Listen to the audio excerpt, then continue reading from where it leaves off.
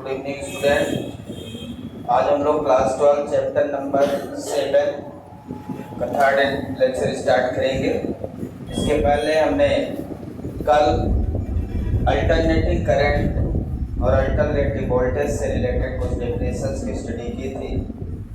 हमने एम्पलीट्यूड और peak current की स्टडी की थी, फ्रीक्वेंसी की स्टडी की थी, टाइम पीरियड की स्टडी की थी और उससे रिलेटेड कुछ न्यूमेरिकल्स किए थे। आज हम लोग अल्टरनेटिंग करंट का mean current that is average current और root mean square current RMS current की स्टडी करेंगे। किसी सर्किट में फ्लो होने वाली करंट एक कंप्लीट साइकिल के लिए करंट और वोल्टेज की वैल्यू कितनी होगी एसी के लिए और हाफ साइकिल के लिए कितनी होगी, उसी तरह से एवरेज वैल्यू और आरएमएस वैल्यू की स्टडी आपको करना है आज। तो आज हम लोग सबसे पहले एवरेज वैल्यू फाइंड करेंगे अल्टरनेटिंग करंट की और उसके बाद उसकी आरएमएस वैल्यू की स्टडी करेंगे। तो हेडिंग लगाएंगे सभी लोग, मीन वैल्यू और average value. Average value of N alternating current, alternating current और वोल्टेज। मीन वैल्यू और average value of N alternating current और वोल्टेज। वोल्टेज और करंट का मीन वैल्यू हम लोग फाइंड करेंगे या उसी को एवरेज वैल्यू कहते हैं। ठीक है, तो एवरेज वैल्यू या मीन वैल्यू निकालने के लिए हमारे पास जो फार्मूला है, फार्मूले का यूज करेंगे। I average equal to I D C equal to 1 upon time period integration 0 से t एक कंप्लीट साइकिल के लिए आई ऑफ टी dt। ये हमारा स्टैंडर्ड फार्मूला हो गया एवरेज करंट या एवरेज वोल्टेज का। यदि इसको वोल्टेज का एवरेज निकालेंगे, average voltage 1 upon time period, T हमारा टाइम पीरियड है, 0 से टाइम पीरियड वोल्टेज, यहाँ पे टाइम वेरिंग वोल्टेज और टाइम वेरिंग करंट रहेगा। ठीक है, तो ये हमारा फार्मूला हो गया एवरेज वोल्टेज और एवरेज करंट का। टी हमारा यहाँ पे है टाइम पीरियड। टी क्या है? Time period. Time period half cycle या फुल साइकिल का हम लोग लेंगे, उधर जाओ। टाइम पीरियड हम हाफ साइकिल का लेंगे या फुल साइकिल का लेंगे। तो जब हम कंप्लीट साइकिल के लिए निकालेंगे तो उसका टाइम पीरियड फुल साइकिल का लेंगे। फुल साइकिल का एवरेज करंट 0 होती है जो आज हम प्रूव करेंगे और उसी तरह वोल्टेज भी 0 होगा। फिर हम उसका हाफ साइकिल का निकालेंगे, वो कितनी होगी ये फाइंड करना है। ठीक है, तो सबसे पहले 1 बाई 1 निकालेंगे। फार्मूला लिख लीजिए सभी लोग, उसके बाद आगे बढ़ते हैं। यहाँ आई ऑफ टी कुछ जगह नहीं लिखा रहता है, तो उसका मतलब ही होता है करंट वेरी विद टाइम। यहाँ पे करंट कांस्टेंट नहीं है।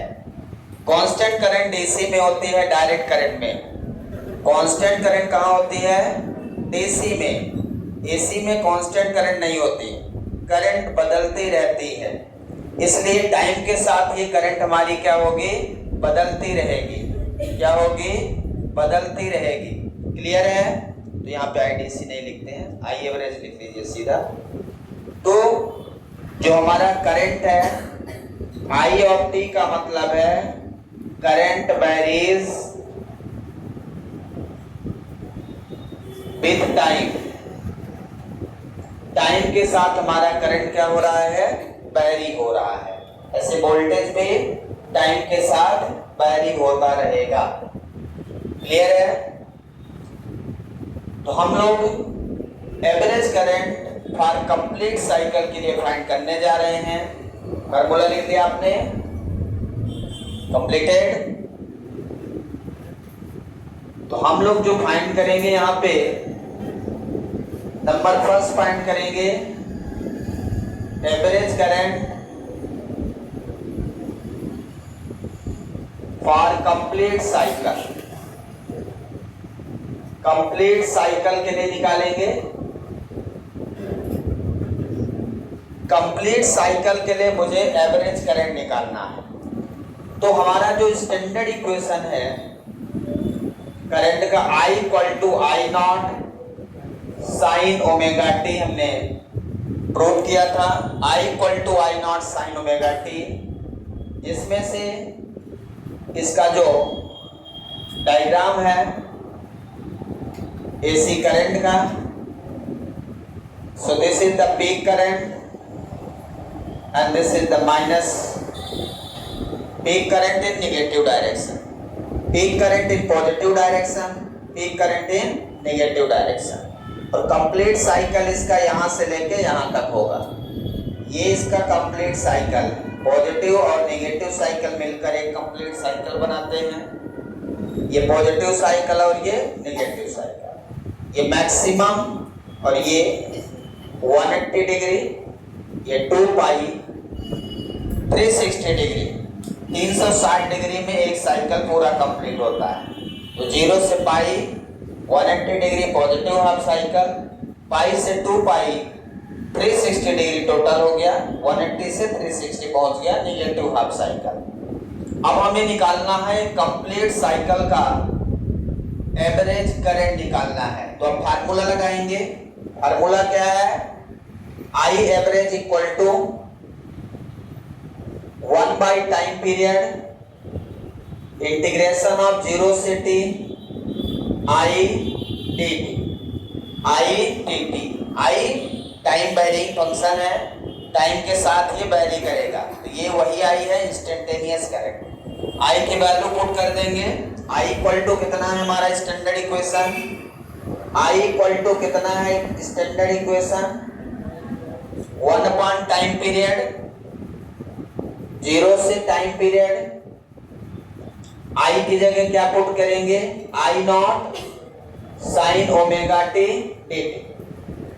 In place of I, we put I not sine omega t dt। Clear है सभी को? बोलिए क्या डाउट है? हाँ, दिख नहीं रहा? थोड़ा बड़े हो जाओ।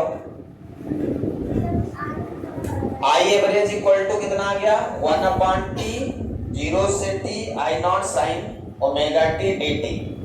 ऊपर लिखूंगा इधर, ये वाली नहीं लिख लीजिए।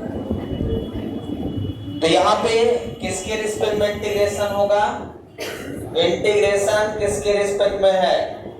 टाइम के रिस्पेक्ट में। जो dt लिखा है इसका मतलब integration with respect to t, time. तो टाइम के अलावा जो भी चीज है वो कांस्टेंट है। यहाँ पे I नॉट आपका कांस्टेंट है। इसकी लिमिट आप 0 से 2 पाई लिख सकते हैं, पर मैं t पे ही चलने देता हूँ। ठीक है? I एवरेज इक्वल टू क्या हो जाएगा? I नॉट बाहर ले लेंगे तो क्या इक्वेशन हो जाएगा? I नॉट बाई टी, 0 से t sign omega t dt। अब आपको साइन का इंटीग्रेशन पता होना चाहिए। साइन का इंटीग्रेशन क्या होता है? माइनस कॉस, और यहाँ पे टाइम के रिस्पेक्ट में इंटीग्रेशन, इसका मतलब ओमेगा कांस्टेंट है। साइन 80 का इंटीग्रेशन -1 बाई ए कॉस 80। यहाँ पे ए की जगह ओमेगा है तो क्या हो जाएगा integration? -1 by omega cos omega T. Limit है 0 से t। साइन t का इंटीग्रेशन माइनस कॉस टी होता है। साइन 80 का इंटीग्रेशन -1 अपॉन ए कॉस ओमेगा टी। जो भी कांस्टेंट हो वो डिवाइड हो जाता है। तो ओमेगा यहाँ पे क्या हो गया? डिवाइड हो गया, फार्मूला लगा दिया। समझ में आ गया फार्मूला? फार्मूला नहीं याद है तो फार्मूला याद करना पड़ेगा। क्लियर है? 11th में मैंने सारे फार्मूले बताए थे, 12th में अब नहीं बताया जाएगा। अब हम क्या करेंगे, इंटीग्रेशन करने के बाद आपको लिमिट रखना होता है। क्या रखना होता है? लिमिट। किसकी जगह पे रखना है? कई लोगों से बनता है, कई लोगों से नहीं बनता। जिससे नहीं बनता शायद उनसे बनने लगे, उम्मीद यही है। इंटीग्रेशन में लिमिट जब रखते हैं तो जिसके रिस्पेक्ट में इंटीग्रेशन करते हो लिमिट उसी की जगह पे रखना होता है। किसके रिस्पेक्ट में इंटीग्रेशन किया आपने? टाइम के रिस्पेक्ट में। इसमें जहां भी टाइम लिखे उसकी जगह पे पहले अपर लिमिट रखो, फिर माइनस लोअर। फार्मूला याद है? नहीं याद है तो माइनस तो याद है, upper limit minus lower limit. तो पहले यहाँ पे रखते हैं, एक जगह यहाँ पे लिमिट रखेंगे तो ये कितना है? -1 omega cos omega capital T. Small T के प्लेस पे क्या रख दिया? कैपिटल टी, अपर लिमिट, फिर माइनस और ये वाला माइनस प्लस। माइनस फार्मूला में होता है और ये वाला माइनस है तो प्लस हो गया। यहाँ प्लस होता तो यहाँ माइनस रहेगा। अपर लिमिट माइनस और एक माइनस ये प्लस, फिर रखोगे वही चीज। लोअर लिमिट क्या है यहाँ? 0। 1 omega cos 0 I average I naught by, दोनों से ओमेगा कॉमन ले लो, ओमेगा दोनों से कॉमन ले लें तो ओमेगा टी हो गया। यहाँ क्या बचेगा? Minus cos omega T plus cos 0 1। Cos 0 कितना? 1 हो गया और ओमेगा दोनों से कॉमन ले लिया। क्लियर है यहाँ तक? अब आपको ओमेगा टी की वैल्यू क्या लिखेंगे? मैंने कल ओमेगा और एक टाइम पीरियड में रिलेशन बताया था, आपको याद होगा वो relation. Omega equal to 2 pi by T for complete cycle के लिए। Omega equal to 2 pi by T पढ़ाया था कल, या 2 पाई न्यू आ गया था। 1 upon time period equal to frequency, कल बताया था, याद है? तो यहां से इस टाइम पीरियड को इसके साथ मल्टीप्लाई कर लो तो कितना बन जाएगा? ओमेगा टी इक्वल टू कितना हो जाएगा? 2 पाई हो जाएगा। ओमेगा टी इक्वल टू कितना हो जाएगा? 2 पाई हो जाएगा। अब जहां जहां ओमेगा टी है वहां वहां 2 पाई रख दोगे, रिजल्ट मिल जाएगा। यहां तक आराम से लिखिए पहले, उसके बाद करते हैं। अब आगे देखते हैं इसके आगे क्या होगा। अब आपको जहां ओमेगा टी है, omega equal to 2 pi by T relation कल ही बताया था। जिसको याद है अच्छी बात है, जिसको नहीं याद है वो याद कर ले, क्योंकि इस चैप्टर में ये बार बार आएंगे और याद नहीं करेंगे तो आपको बार बार कंफ्यूजन होगा और फिर शायद आपसे बनेगा भी नहीं कुछ। तो ओमेगा टी कितना हो गया? 2 पाई। यहाँ पे जहां जहां ओमेगा टी, यहाँ पे और यहाँ पे दो जगह ओमेगा टी दिख रहा है, वहां वो वैल्यू रख दें। तो आई एवरेज इक्वल टू क्या है यहाँ पे? I nought upon omega T. Omega T की जगह क्या रख देंगे? 2 पाई। ब्रैकेट में ये ओमेगा टी की जगह क्या लिख दिया? 2 pi minus cos omega T. Omega T की जगह क्या रख देंगे? Cos 2 pi plus 1। अब आपको याद है cos 2 पाई की वैल्यू प्लस 1 होती है। cos 2 पाई 4 पाई 6 पाई इवन पे 1 होता है और ऑड पे -1 होता है। cos पाई -1 2 पाई प्लस 1 3 पाई -1 4 पाई प्लस 1 5 पाई -1 6 पाई प्लस 1 7 पाई -1 8 पाई प्लस 1। cos इवन पे प्लस 1 पाई के साथ और ऑड पे -1 याद कर लेंगे। cos पाई -1 2 पाई प्लस 1 3 पाई -1 आप देख सकते हैं यहाँ पे, ठीक है। तो cos पाई का 2 पाई का मतलब cos 0 cos पाई cos 2 पाई ये सब एक ही जगह रहते हैं। तो एक बार प्लस एक बार माइनस ये मिलता जाएगा। यदि cos 2 की वैल्यू +1 है तो यहाँ पे आप +1 रख देंगे, तो I एवरेज इक्वल टू क्या हो जाएगा, I0 upon 2 pi minus 1 plus 1, कितना लिख दूंगा, I average equal to 0। Average current या यही इक्वेशन वोल्टेज का होता तो B equal to B0 sine omega t लिखते, तो उसका भी एवरेज वोल्टेज कितना आ जाता, 0 ही आता। सेम एक्सप्रेशन करते तो average current and average voltage for complete cycle is equal to 0, hence AC circuit does not produces thermal chemical effect और मैग्नेटिक इफेक्ट। मैग्नेटिक इफेक्ट और केमिकल इफेक्ट प्रोड्यूस नहीं करते हैं ये, क्योंकि इसका एवरेज वैल्यू 0 रहता है। आपको मैंने बताया था इसी में, ये प्रोड्यूस करता है थर्मल इफेक्ट। क्या प्रोड्यूस करता है, थर्मल इफेक्ट प्रोड्यूस करता है। ये सारी चीजें हमने डिफरेंस में बताया था। तो आपको यहाँ पे ध्यान देना है कि AC current, AC average current for an alternating current for complete cycle, इसके लिए आप निकाले हो, कंप्लीट साइकिल के लिए क्या होता है, 0 होता है। इसे याद कर लेंगे। कैसे होता है वो आपके सामने है, मैंने प्रूव कर दिया कि I एवरेज इक्वल टू 0। और वोल्टेज का इक्वेशन लिखता तो वोल्टेज का इसी का इक्वेशन क्या लिखते हैं, B0 साइन ओमेगा t।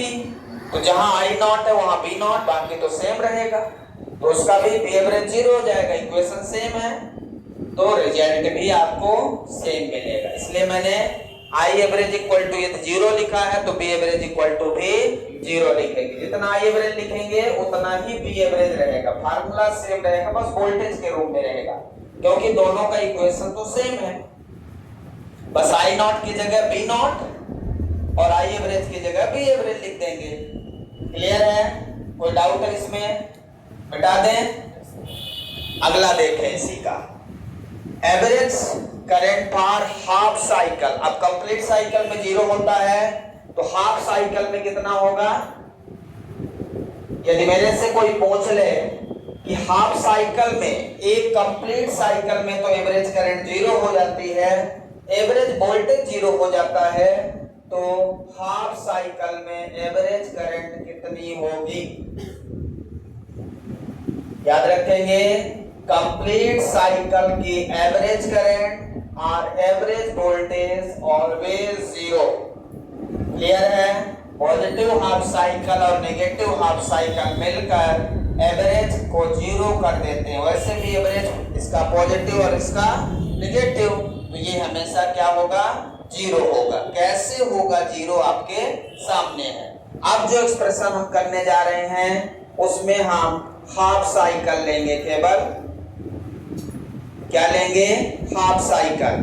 तो हाफ साइकिल मतलब 0 से पाई के लिए लेंगे, 0 से पाई के लिए। ये हमारा हाफ साइकिल वेव हो गया। कितने का वेव हो गया, हाफ साइकिल वेव हो गया। क्लियर है? अब ये जो नेगेटिव साइकिल था वो 0 है, इसका मतलब अब आपके पास पॉजिटिव साइकिल केवल बचा है, तो एवरेज करंट एवरेज वोल्टेज अब 0 नहीं होगा। अब हाफ साइकिल पॉजिटिव अलग निकालेंगे, नेगेटिव का हाफ साइकिल अलग निकालेंगे और फिर एवरेज करंट आपको बताएंगे। ठीक है? तो फार्मूला हम I average equal to 1 upon time period, 0 से टाइम पीरियड I dt। जो टाइम पीरियड फुल साइकिल का था, हाफ साइकिल में वो कितना हो जाएगा, T/2 हो जाएगा। कितना हो जाएगा भाई, T/2 हो जाएगा। जो पूरा था वो क्या हो जाएगा, आधा हो जाएगा। तो पहले यहां तक पूरा T था, अब हाफ साइकिल लिया तो टाइम पीरियड क्या हो गया, हाफ हो गया, T/2 हो जाएगा। इसमें हम 1 अपॉन टाइम पीरियड लिखते हैं तो यहाँ पे T/2 लिख देंगे, क्योंकि हमने क्या किया है, हाफ साइकिल का लिया है। तो यहाँ 2/T हो जाएगा और लिमिट भी T/2 हो जाएगी। लिमिट क्या कर देंगे, T/2 कर देंगे, यहां भी T/2 कर देंगे, सेम रहेगा। ये 2 मल्टीप्लाई हो गया, ये जो रिजल्ट है ये हो जाएगा t/2 अपर लिमिट, ठीक है। यहाँ पे 2 आ जाएगा, ये ओमेगा t/2 की जगह पे क्या लिखोगे? आप ध्यान से देखें, ये जो इक्वेशन आपने लिखा है एक बार फिर से समझ लें। हमने जो रिप्लेसमेंट किया है, सिंपल सा रिप्लेसमेंट, फुल साइकिल में t लिखा था, क्योंकि t जो होता है वो टाइम पीरियड होता है कंप्लीट साइकिल का। हमने साइकिल हाफ कर दिया तो टाइम पीरियड भी हाफ हो जाएगा।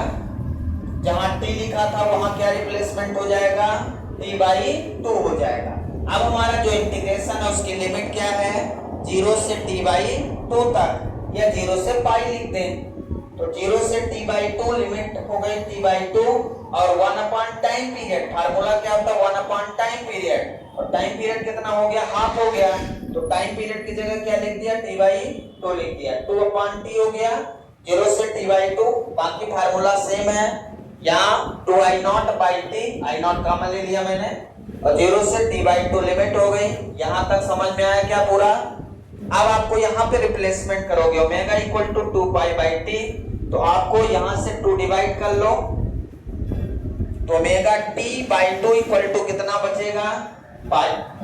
ओमेगा t/2 इक्वल टू कितना हो जाएगा? पाई हो जाएगा। समझ में आ रहा है क्या? ये रिप्लेसमेंट समझ में आया? ओमेगा इक्वल टू 2π/t है, तो t यहाँ मल्टीप्लाई 2 डिवाइड, तो कितना बचा? पाई बचा। ओमेगा t/2 इक्वल टू पाई बचा। अब यहाँ पे जहां ओमेगा t दिख रहा है, ओमेगा t/2 वहां पे लिख देंगे पाई, और जहां ओमेगा t दिख रहा है वहां लिख देंगे 2 पाई। क्या लिख देंगे? 2 पाई। क्लियर है? जहां ओमेगा t दिख रहा है तो वहां क्या लिख देंगे? 2 पाई। ये रिप्लेसमेंट कर दें, इसको घटा देता हूं यहां से। अब देखें, आई एवरेज इक्वल टू, ये है आपका 2I0 divided by omega t. In place of omega t put the 2 pi minus cos omega t/2। In place of omega t/2 we put pi. कितना पुट कर देंगे? Pi plus cos 0। क्लियर है यहां तक? Plus cos 0। इसके बाद देखें I average, ये 2 से 2 कैंसिल, I0/पाई, कॉस पाई की वैल्यू अभी मैंने बताया cos पाई -1, cos 2 पाई +1, cos 3 पाई -1, 4 पाई +1, 5 पाई -1, 6 पाई +1, 7 पाई -1, 8 पाई +1। जहां जहां इवन मिलेगा वहां वहां +1, जहां जहां ऑड नंबर मिलेगा वहां वहां -1। और साइन पाई 0, 2 पाई 0, 3 पाई 0, 4 पाई 0, 5 पाई 0, n पाई 0। साइन पाई पे हमेशा 0 रहेगा, कॉस पाई वहां प्लस और माइनस रहेगा। तो यहाँ पे इसकी वैल्यू कितनी होगी? -1 माइनस माइनस प्लस और cos 0 प्लस, तो कितना मिल गया? आई एवरेज इक्वल टू 2I0/पाई। आई एवरेज इक्वल टू कितना आ गया? 2I0/पाई। तो आप यहां से इंपॉर्टेंट फार्मूला 2/पाई की वैल्यू 3.14 रखेंगे, तो ये वैल्यू आपको मिलेगी 3.14 I0। यहां से आई एवरेज सॉल्व होगा 0.637 I0। So this is the formula. So I average equal to कितना मिल गया आपको? 2I0/पाई। Very similar. V average equal to how much? 2V0/पाई is equal to 0.637 V0। Similar formula, half cycle पे जो हमारा एवरेज वोल्टेज है या एवरेज करंट है वो कितना हो जाता है 0.637, मतलब 63% अपने पीक वैल्यू का कम हो जाता है। यदि मैं ग्राफ के माध्यम से आपको समझाने का प्रयास करूं तो इसका क्या मीनिंग है, I average equal to 0.637 I naught. यदि I average equal to I naught होता तो 100% होता। यदि इसको परसेंट में बदलें तो इसका क्या मीनिंग रहेगा, इसका मीनिंग ये है कि यदि इसका कंप्लीट साइकिल हाफ साइकिल पे एम्पलीट्यूड मैक्सिमम कितना है आई नॉट है, मैक्सिमम एम्पलीट्यूड कितना है आई नॉट है,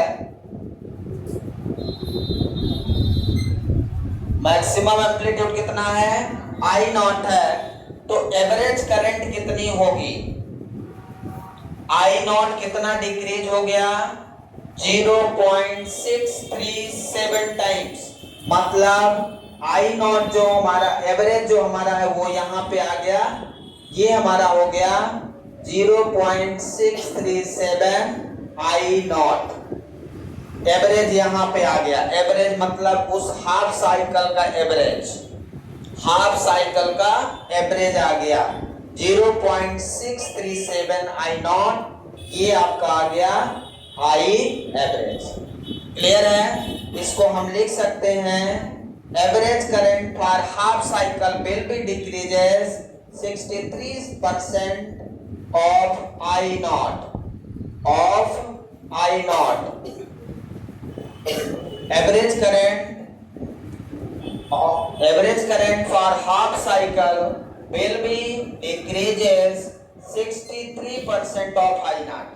I naught का 63% हमारी एवरेज करंट डिक्रीज हो जाएगी। परसेंट में बदलोगे तो 100 का गुणा कर दोगे, 0.63 में 100 गुणा करेंगे तो कितना हो जाएगा 63%, 63.7 नहीं लिखा मैंने, 63% एम्पलीट्यूड डिक्रीज हो जाता है एवरेज में। समझ में आया क्या?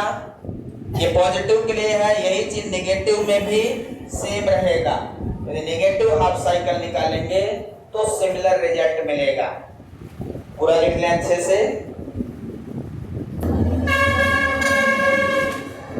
तो ये हाफ साइकिल के लिए कंप्लीट हो गया, 0 हो गया, सॉरी 2I0/पाई आ गया एवरेज करें, एवरेज वोल्टेज आ गया 2V0/पाई।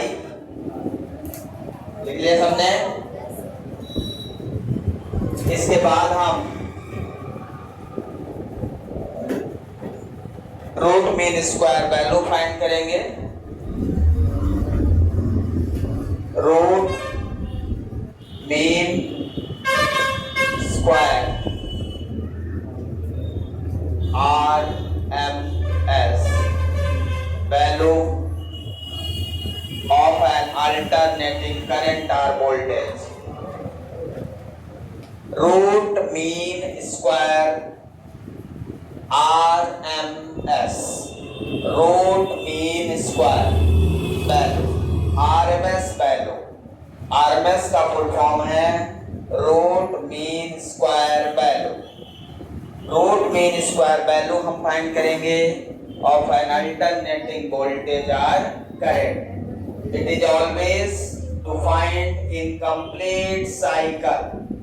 ये हमेशा एक कंप्लीट साइकिल का वैल्यू होगा, ये हाफ साइकिल पे एग्जिस्ट नहीं करता। ये सर्किट के थर्मल लॉस को बताता है। किसको बताता है? Thermal loss. मैग्नेटिक इफेक्ट और केमिकल इफेक्ट तो एसी का 0, मतलब इसमें मेजर नहीं किया जा सकता।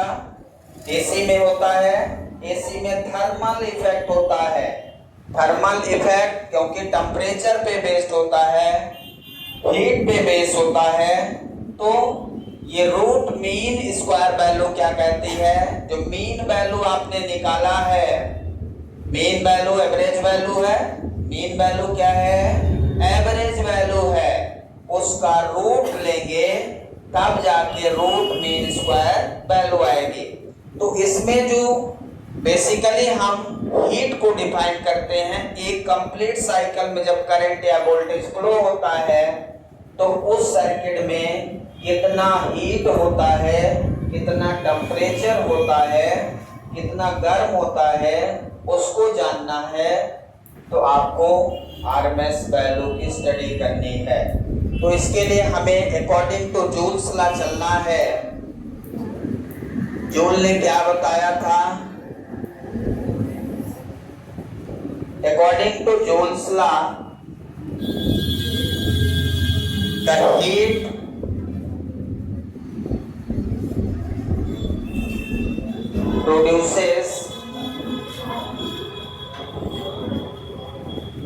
produced in the circuit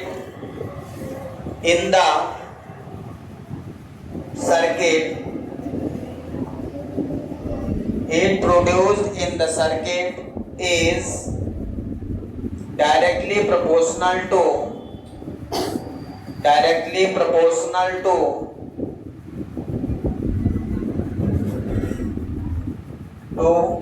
square of current flowing through the circuit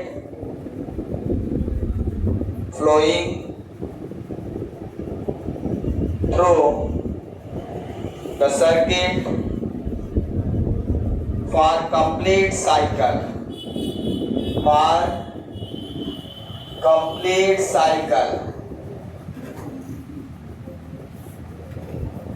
According to Joule's law, the heat produced in the circuit is directly proportional to square of current flowing through the circuit for complete cycle।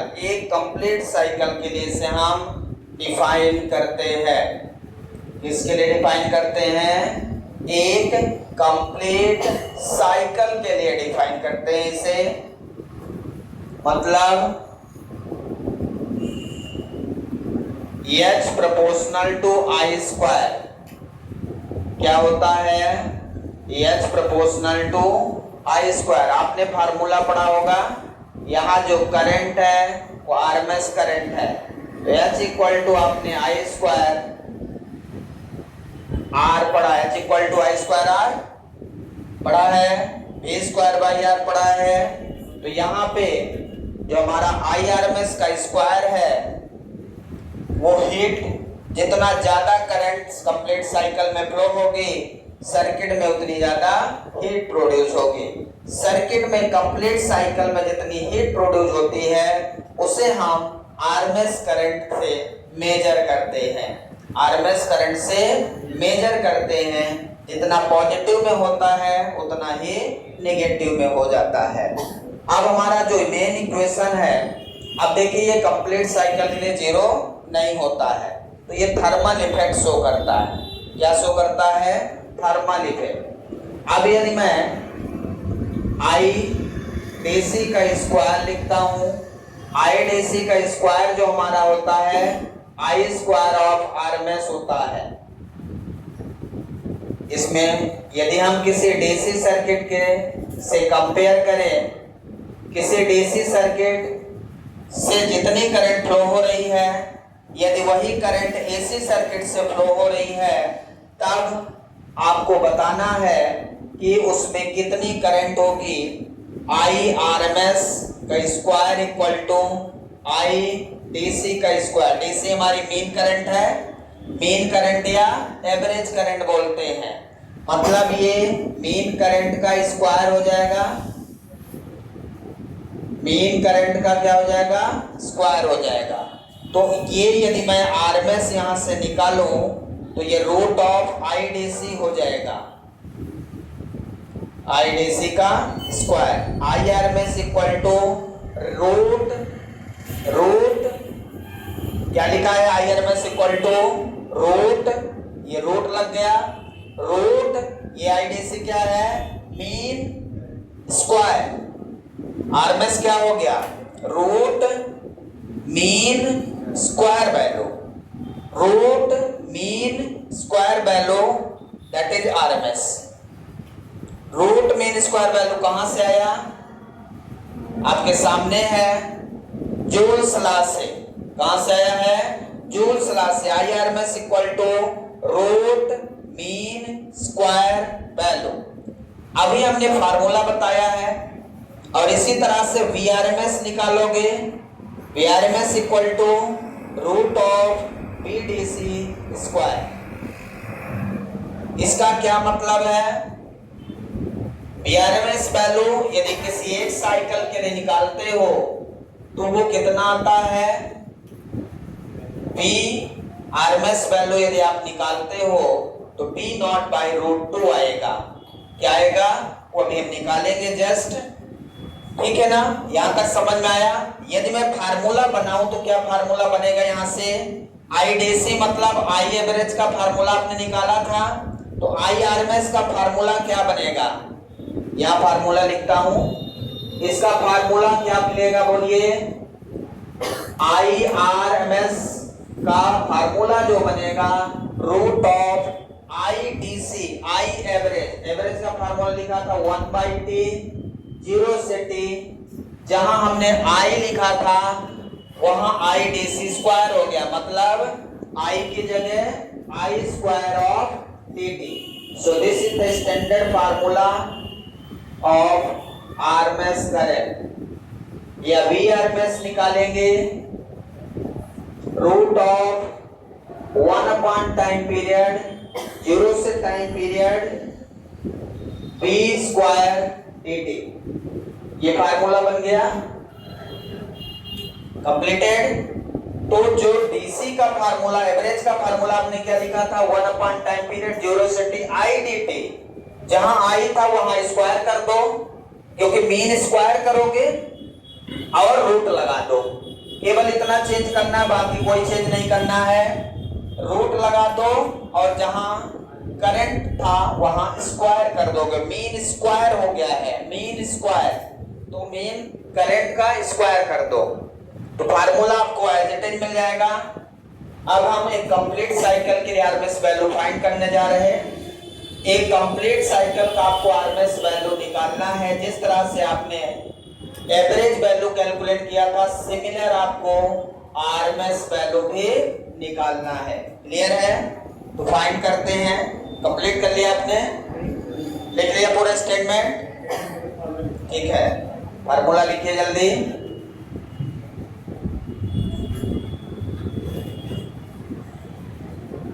RMS value जब भी निकलेगी वो हमेशा एक complete cycle के लिए निकलेगी। ये कहे या ना कहे, याद रखना है कि पेपर में बोला नहीं है कि कितने के लिए निकालना, हाफ का निकालना है कि फुल का निकालना, नहीं, हमेशा फुल का ही निकालना है। क्योंकि एक कंप्लीट साइकिल का जो हीट लॉस आप निकालोगे उसी में साइकिल बढ़ाते जाओगे, पूरी साइकिल जितना भी होगा उसका फ्रीक्वेंसी के अकॉर्डिंग उसका लॉस मिल जाएगा। तो ये हाफ साइकिल का होता ही नहीं है, ये हमेशा किसका होगा?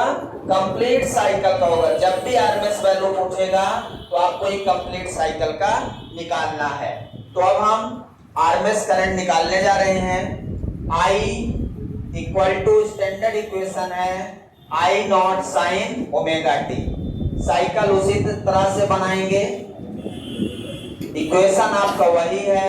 यहाँ I नॉट है और यहाँ है माइनस I नॉट, और ये आपका टाइम एक्सिस है। यहाँ पे पाई है, ये 2 पाई है। क्लियर है? फार्मूला लगा दें। 2 मिनट का और काम है, ज्यादा बड़ा नहीं है। बस यदि आपने एवरेज समझ लिया है तो आरएमएस में कोई दिक्कत नहीं। इधर लिख लिया फार्मूला, कंप्लीटेड। तो अब देखिए मैं फार्मूले का यूज कर रहा हूं यहाँ पे। आई आरएमएस, मैं इधर स्क्वायर लिख देता हूं तो उधर से रूट हट जाएगा। 1 अपॉन टाइम पीरियड 0 से t आई स्क्वायर dt। बस इतना लिख रहा हूं। इधर से स्क्वायर हटाएंगे तो इधर रूट हट जाएगा। तो रूट मैंने इधर से हटा दिया जिससे थोड़ा सा आपको इजी लगे, और इधर स्क्वायर लिख दिया है। कोई दिक्कत? बाद में लगा के वैल्यू कैलकुलेट कर लेंगे।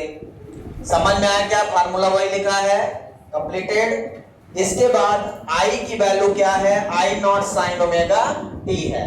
तो वैल्यू पुट कर देंगे I R M S square equal to 1/t, 0 से t integration I not sine omega t का होल स्क्वायर dt। क्लियर है यहां तक? आई आर एम एस का स्क्वायर इक्वल टू 1/t, 0 से t, इस वैल्यू का स्क्वायर करोगे कितना आएगा? आई नॉट का square sine square omega t dt। Completed. अब यहां से इंटीग्रेशन किसके रिस्पेक्ट में भाई? साइन के रिस्पेक्ट में। अभी साइन स्क्वायर, तो साइन स्क्वायर का इंटीग्रेशन डायरेक्ट नहीं होता, साइन स्क्वायर का इंटीग्रेशन डायरेक्ट नहीं होता, उसको साइन एटी या कॉस एटी में बदलना पड़ेगा। तो हमारे पास फार्मूला है, बदल लेंगे। उससे पहले आई नॉट हमारा कांस्टेंट है, उसको बाहर लिख लो। तो आई आर एम एस का square equal to I not का स्क्वायर डिवाइडेड बाई टी, 0 से T, sine square omega t dt। अब देखिए जो हमारा फार्मूला है, हमारे पास जो फार्मूला है वो क्या है?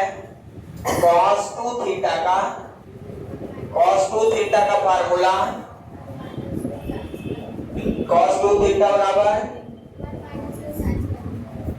cos 2 theta equal to 1 minus 2 sine square theta by 2, sorry theta हो जाता है equal to cos 2 theta 2 cos square theta minus 1। ये फार्मूला होता है, कोई भी फार्मूला यूज कर लेंगे, ठीक है ना? cos 2 theta 2 cos square theta minus 1 और 1 माइनस 2 साइन स्क्वायर थीटा, इसको इधर से निकाल लें तो 2 साइन स्क्वायर थीटा की वैल्यू 1 माइनस cos 2 थीटा हो जाएगी, और यहां से साइन स्क्वायर थीटा की वैल्यू हो जाएगी 1 minus cos 2 theta divided by 2। ये फार्मूला हम यूज करेंगे, थीटा की जगह ओमेगा टी है, ये फार्मूला यूज करना है आपको, ठीक है? फार्मूला यदि याद नहीं रहेगा तो नहीं बनेगा। I R M S square equal to क्या बन जाएगा यहाँ? I naught by I not square by T, 0 से टी, 1 minus cos 2 omega t divided by 2 dt। I R M S square equal to I not square divided by 2t, 0 से t, 1 minus cos 2 omega t dt। यहां तक complete करिए। इसके बाद इसको integrate कर दिया जाए। बोलो अनीस, 1 का इंटीग्रेशन क्या होगा? हाँ, पहले 1 का इंटीग्रेशन t के रिस्पेक्ट में होगा, फिर cos 2 ओमेगा t का। तो 1 का इंटीग्रेशन, 1 का इंटीग्रेशन मतलब dt का इंटीग्रेशन, 1 के साथ dt मल्टीप्लाई करोगे तो dt होगा, dt का बड़ा है क्या? dt का t हो गया, और cos का cos at का 1 बाई a क्या है यहाँ पे? 2 ओमेगा, t को छोड़कर जितना है वो a है, cos 1/2 sin 2 ओमेगा t। ये आपने इंटीग्रेट कर दिया। cos का इंटीग्रेशन sin होता है, cos at का integration 1/a sin at। a क्या था यहाँ पे? 2 ओमेगा है, t को छोड़ दे तो अब लिमिट पुट कर दो। कौन सी लिमिट रखेंगे? Upper limit. अपर लिमिट पहले जहां जहां t है वहां कैपिटल T रख दीजिए।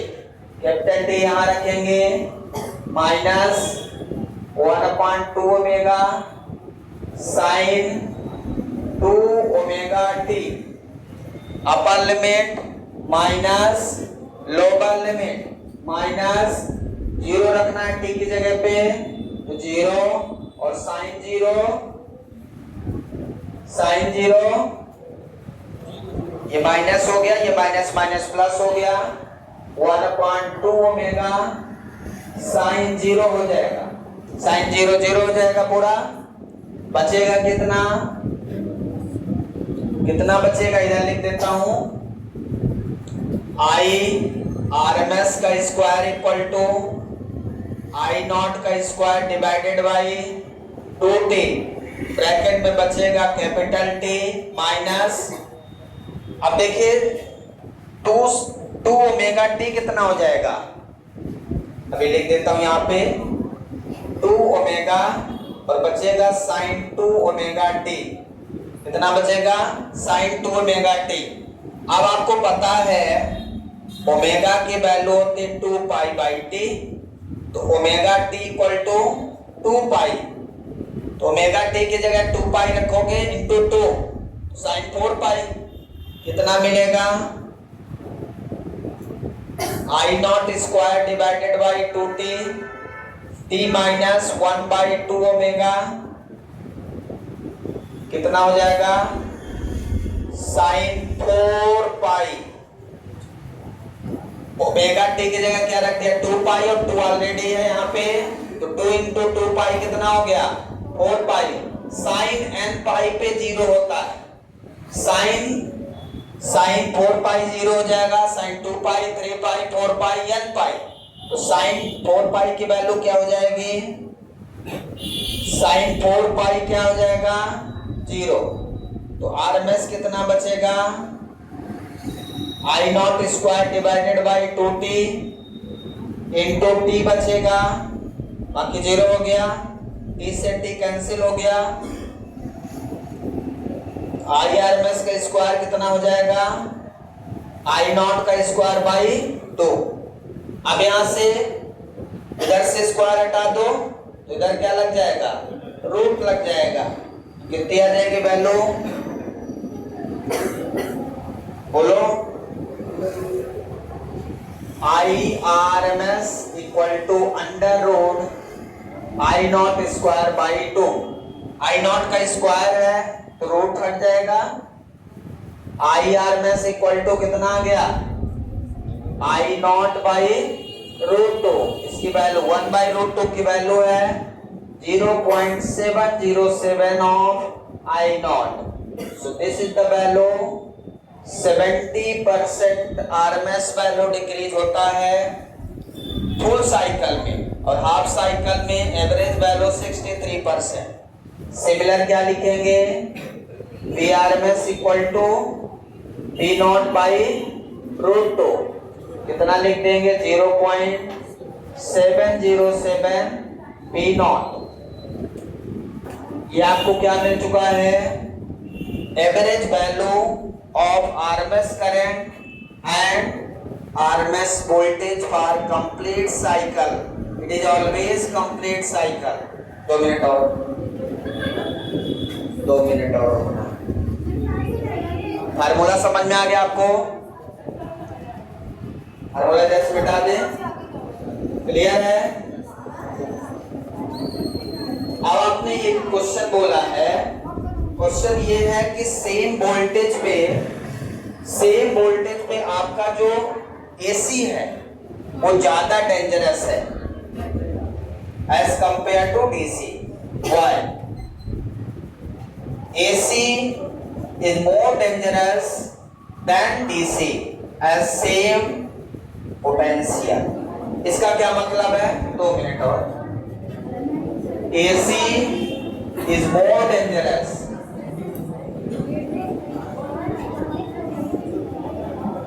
than DC at same potential, the same voltage। Important question है, वेरी मोस्ट इंपॉर्टेंट है ये। सेम पोटेंशियल पे AC हमारा मोर डेंजरस है देन DC।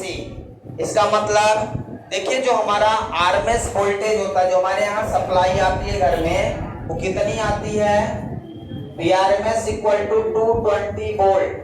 हमारे घर में जो ट्रांसफार्मर से सप्लाई आती है वो कितनी आती है 220 वोल्ट। यहाँ से निकाल लीजिए P नॉट निकालो, मतलब VRMS वैल्यू 220 वोल्ट, तो VDC आपका 220 वोल्ट ही रहेगा, वो कांस्टेंट रहता है।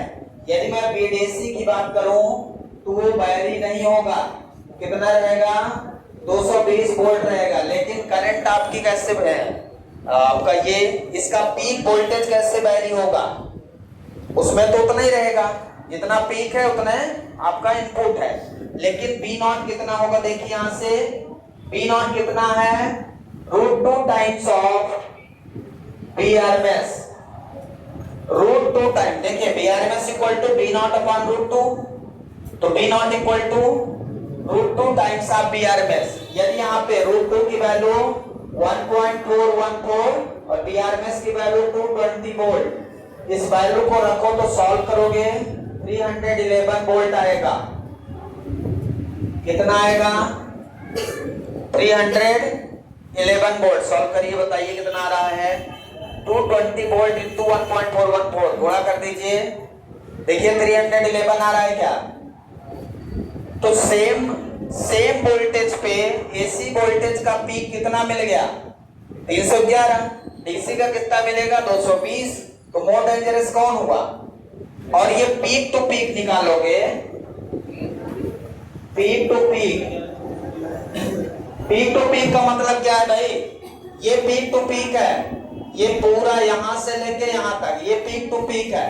तो जितना पीक यदि बी नॉट है तो पीक टू पीक हो जाता है 2 B not, peak to peak कितना हो जाएगा 2 बी नॉट, ट्वाइस ऑफ 311 कितना हो जाएगा 622 volt. Hence AC is more dangerous than DC at same voltage. Why AC is more dangerous than DC at same voltage? Question are asking. So this is the answer. AC is more dangerous than DC at same voltage because its voltage peak voltage will be increases, but DC same voltage. Clear है? Thank you. Have a nice day.